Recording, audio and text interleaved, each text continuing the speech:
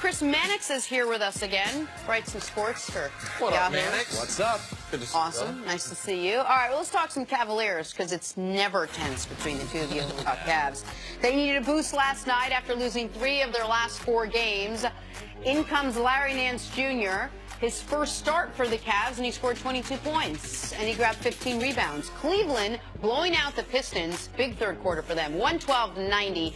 So LeBron and company have something to feel good about. Should we be looking at them, Chris, as the favorites in the East yet again? I think you look at them as the favorites, but it's as fluid a situation as I've seen in the last 8 years in the Eastern Conference. In the sense that I think it's more wide open than ever before, and I think there are more variables to kind of choose from than ever before. I like what Cleveland's done or did in this game. They start Larry Nance in part because Tristan Thompson goes down. They move Rodney Hood into the starting lineup. I think that makes them more athletic. I think that improves the shooting. But this team is still deplorable defensively. Yes, they got off against the Detroit Pistons, but everybody is getting off against the Detroit Pistons nowadays. Nick, you were tweeting the other day, and we went back and forth a little bit about that huge win over the Brooklyn I wasn't Nets. tweeting anything about the huge win. I know. You were tweeting about LeBron and his accomplishment in that game. But they've been, since the All-Star break, their wins are over Brooklyn, which stinks, and Memphis, which is tanking. So they haven't done the same as Boston's winning streak, which made you put them back in the contender discussion.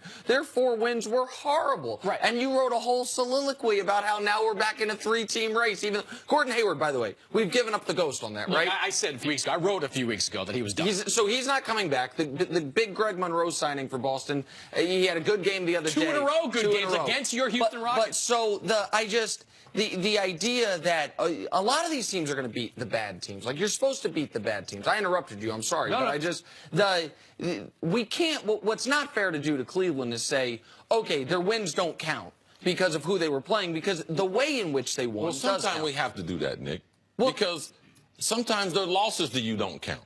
No.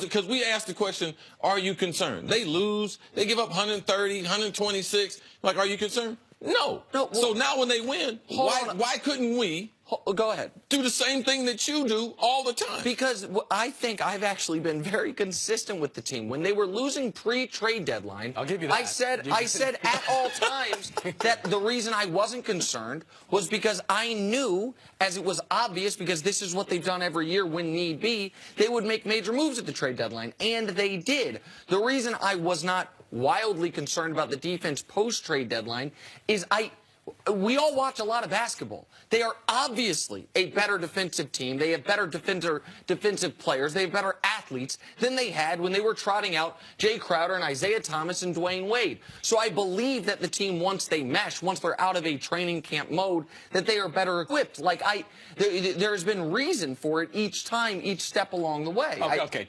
First, to clarify the record here, you were not saying they'll make a trade, they'll figure it out. You were saying you were remain calm, but all right, maybe at some point. But when I was on here, you were very much remain calm, all is well. The Cavs go through this every single year. It's not the end of the world. Yes. Like, even with that current roster, that was my big beef with that current roster. Here's what it comes down to in the Eastern Conference. The Eastern Conference comes down to, what do you believe in with the top 3 teams? Do you believe the Cleveland Cavaliers will flip a switch defensively and not look as terrible as they have looked at times against teams like Brooklyn and lesser tier teams that shouldn't score? Boston, do you believe that a 21-year-old in Jaylen Brown and a 20-year-old in Jason Tatum are going to play significant minutes and step up in the conference finals? Toronto, do you believe in Fred VanVleet and Pascal Siakam and this also Rans off the bench? I'll tell you, though, out of those 3 teams, I believe in what Toronto has right now. I believe in what the Raptors have right now. I don't believe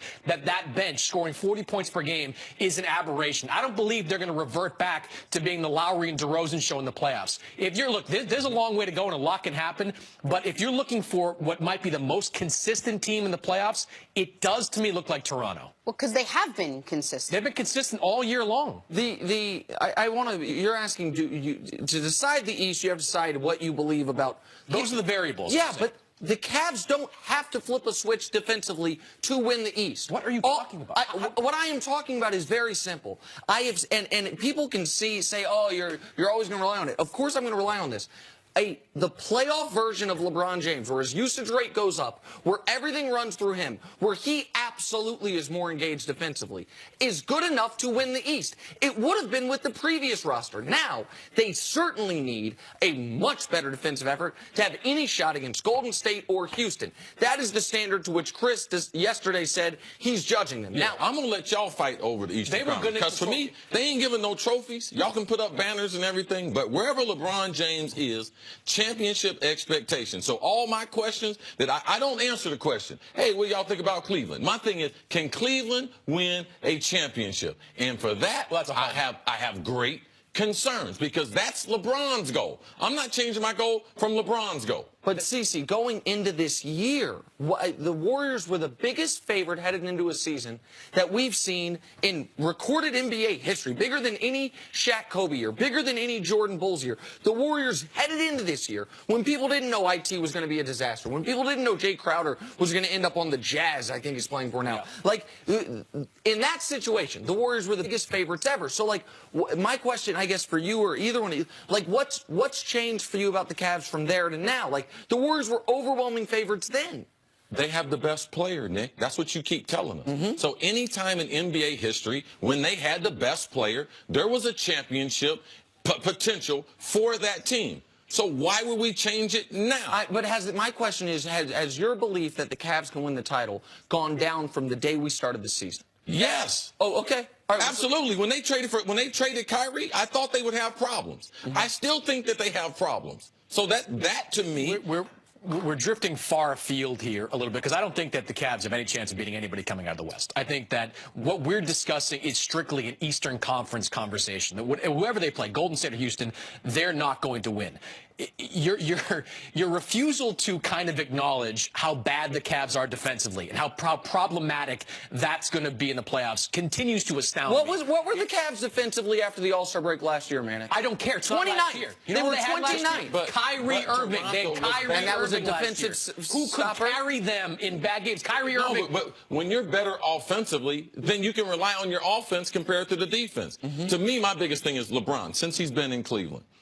Since he came back to Cleveland, 154 times they have held teams under 100 points. Now, can they do that in the playoffs? Because they have won 130. This is regular season and the playoff. They won 130 of those. So for me, like what they did last night, how often can they duplicate that? So the defense becomes very, very important in analyzing. Forget about LeBron's usage and everything. When teams go over 100 points, Cleveland has more problems. I feel like one of the conversations we're still talking about is which is the best lineup for them. What's going to happen when Kevin Love comes back? How are they going to find the best five? There's only 20 games left. At some point, they need to figure out, well, who's going to be out there, and when are they going to suddenly turn it on that we talk about, and then they're going to start playing defensively well again? Or when does LeBron suddenly turn it on? Is it the day the playoffs start? Well, look, I don't even think they played well at any point during this season. They'd have to start actually playing well. And look, it is problematic. 118 of 19 at one point, but go ahead. That's it. Okay, that stretch was smoke and mirrors. Total smoke and mirrors during that stretch. The good teams they beat, not, again, far afield.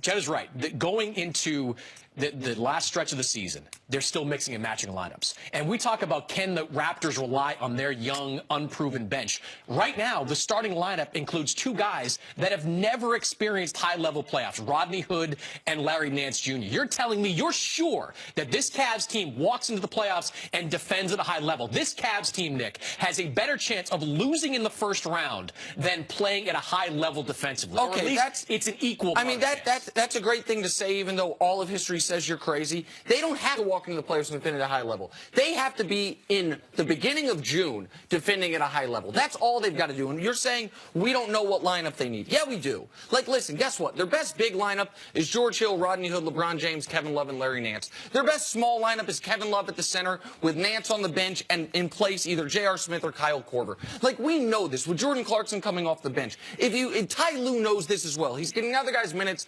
Last night he had to get Ante Zizic minutes because Tristan Thompson's injured. They're mixing and matching. But they know what they're going to have to do come the postseason. Like, we are acting as if my blind faith is blind faith. It's blind because we haven't seen it. We have never seen LeBron and Hood. We've never seen LeBron and Nance. We've never seen LeBron and George Hill. Like, we've never seen it. So it is blind. Chris, we had never seen LeBron and JR. We had never seen LeBron and Shump. We had never seen LeBron and Mozgov. And guess what? They walked through these conference playoffs. That was LeBron 4 years. And it was a different conference. Do you think LeBron is worse now, right now, than he was his first year in Cleveland? It's not a matter of worse, Nick. All right? If you expect to get those same results and we haven't seen it, like, we can't predict that. Like, we just made that up. Okay. Like, because we have not seen them. All right? Toronto with the same lineup, we've seen the consistency. You might not like Boston, but they've accomplished a lot having those two young players. We've never seen it with Boston. What are you talking about? It's a totally new team. It's a totally new team. We're trying to get through the regular season, Nick, but the continuity of getting through the regular season. If you have 40 games together, that's more than they have with Hood. That's more than they have with Clarkson. That's more than they have with George Hill. Now, you tell me you're not worried about George Hill.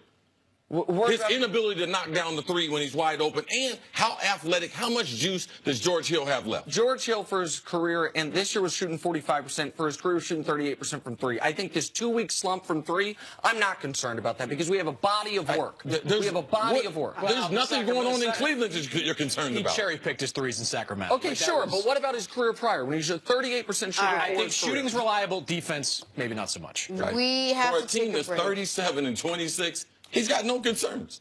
Okay, I mean, that's one way to say it. Another way to say it, for a team with the 5th best record in all of basketball, everyone acts like the damn sky is falling. They got the best player in the world and the 5th best record in the league, despite that. If they have the best player in the world, then their expectations should be a championship. And if that's their expectations, I'm concerned. Okay. Buck 23 against Brooklyn, man. Oh, yeah, I saw that. That was nice. My God. Chris Mannix, thank you so much for joining us Wasn't today. that the day when he went over 30,000? Wasn't that the thing? Who's going to blink first? Right. Le'Veon Bell or the Steelers next on First Greg Things First. Monroe's going to punish